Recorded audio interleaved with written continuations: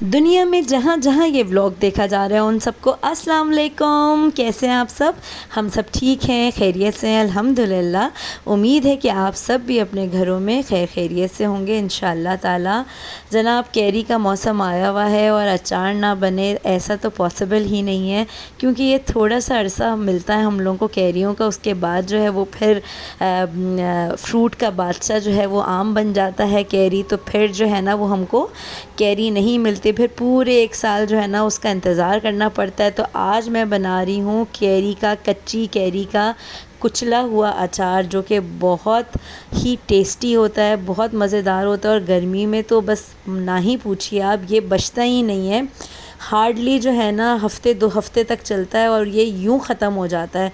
इसके लिए जो है ना मैंने सबसे पहले तो ले लिया सरसों का तेल। अहमद सरसों का तेल ले आए थे, क्योंकि कोई भी अचार बने और वो सरसों का तेल ना हो ऐसा तो पॉसिबल ही नहीं है। सरसों के तेल को सबसे पहले गरम करने रख देना है। गरम करने रख दिया ताकि उसको अच्छी तरह पका लें। कभी भी अचार में जो है ना वो कच्चा तेल नहीं डलता, पका हुआ तेल डलता है। इसको अच्छी तरह पका लेना है। चूल्हा जल रहा है, यहाँ पे ये पक रहा है। इसको पहले इसलिए पका लिए क्योंकि इसको ठंडा करना है।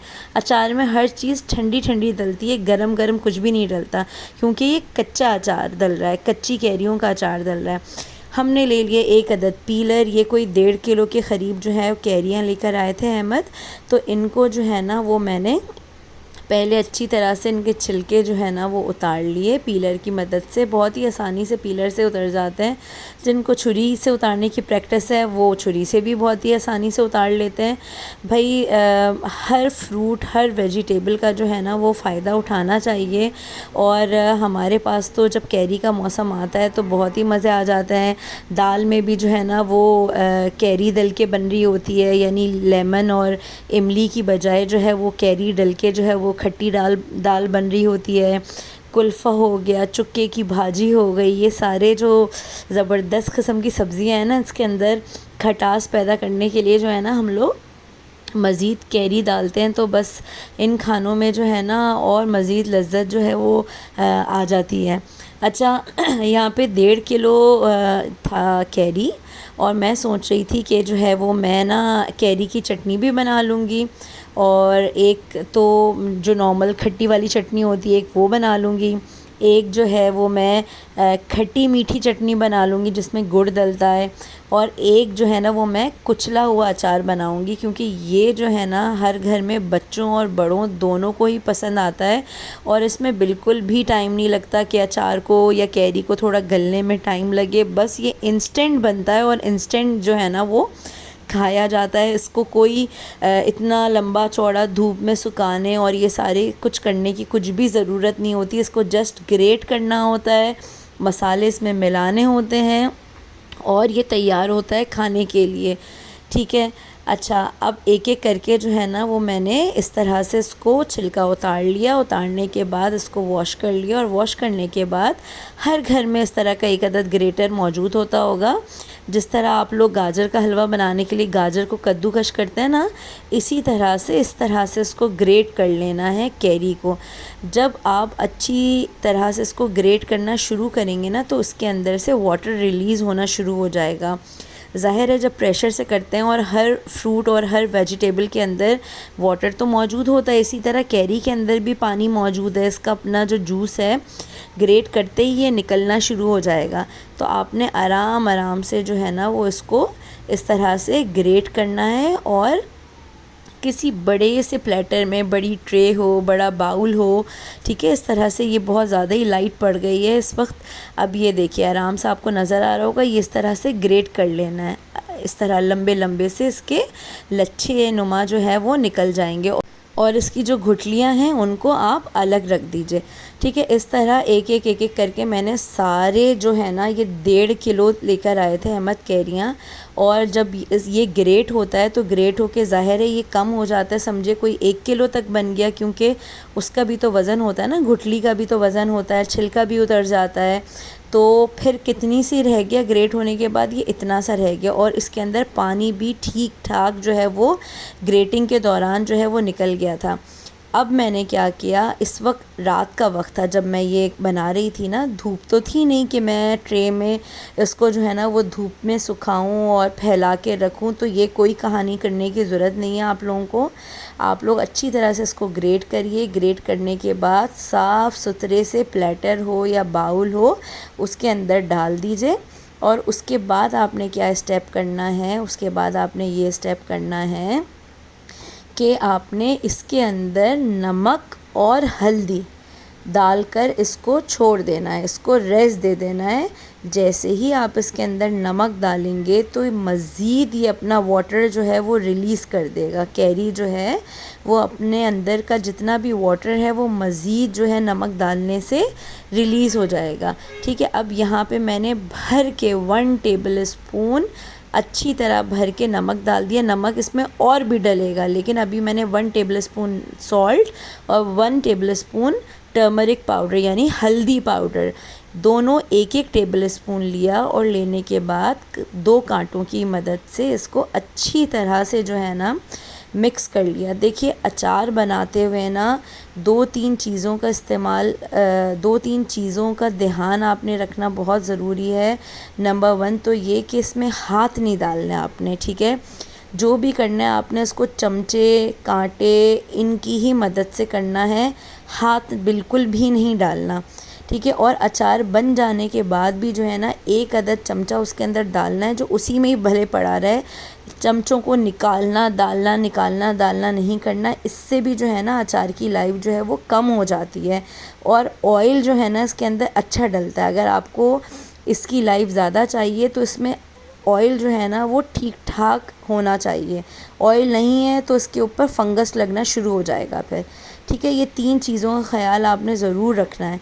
अच्छा, अब क्या किया मैंने, इसके अंदर सॉल्ट और हल्दी लगाकर डालकर मिक्स कर लिया अच्छे से और उसको रेस्ट करने के लिए मैंने छोड़ दिया।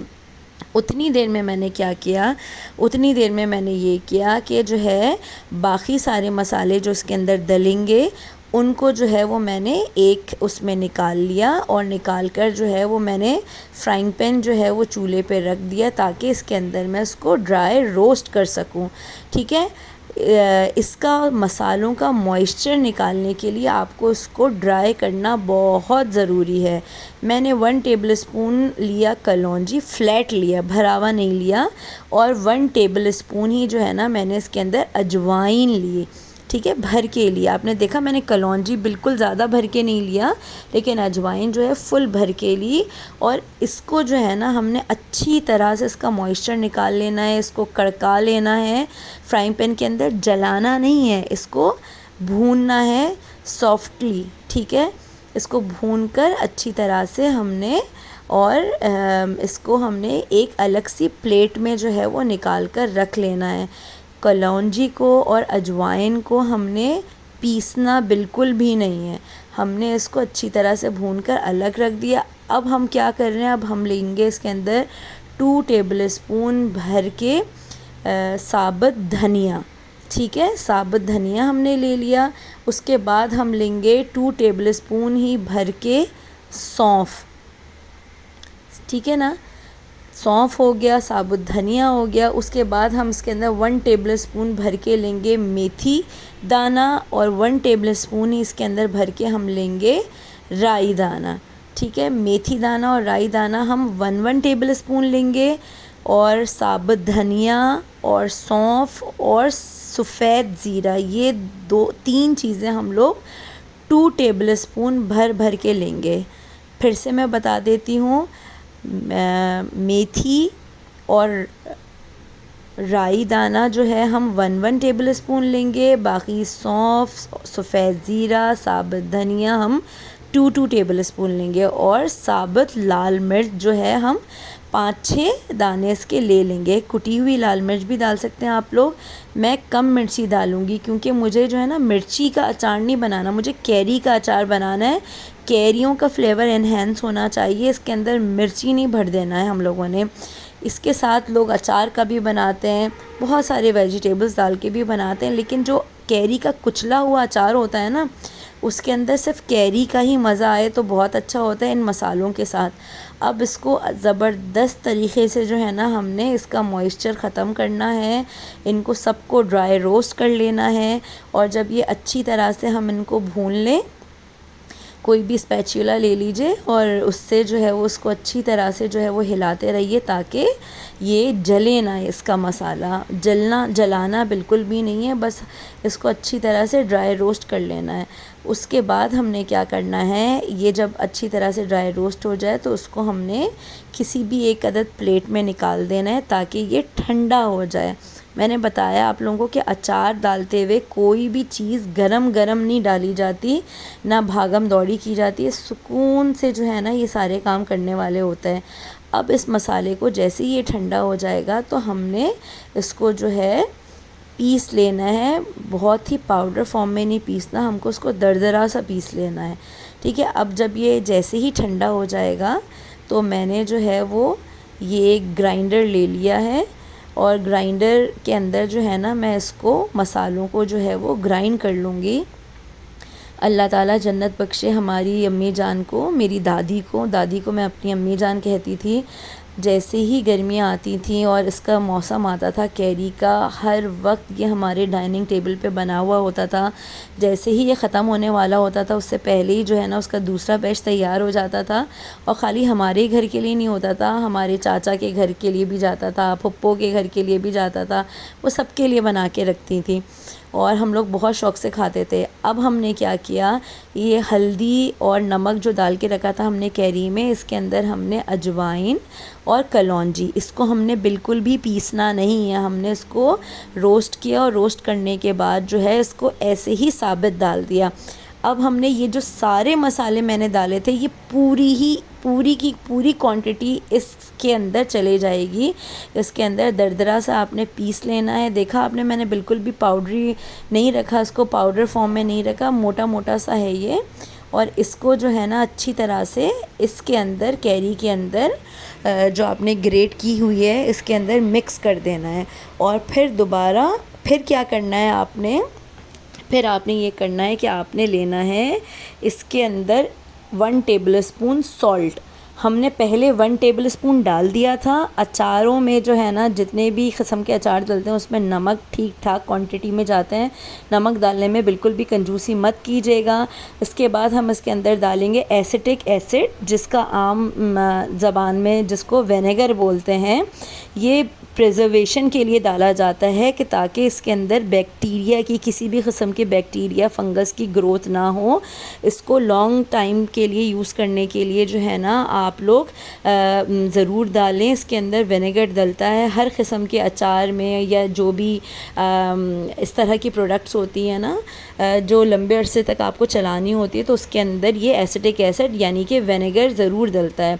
तो आपने यही करना है, आपने 2 टेबलस्पून भर के जो है इसके अंदर विनेगर डाल देना है ताकि आपका अचार जो है वो फंगस से या किसी भी बैक्टीरिया की ग्रोथ इसमें ना हो, उससे बच जाए।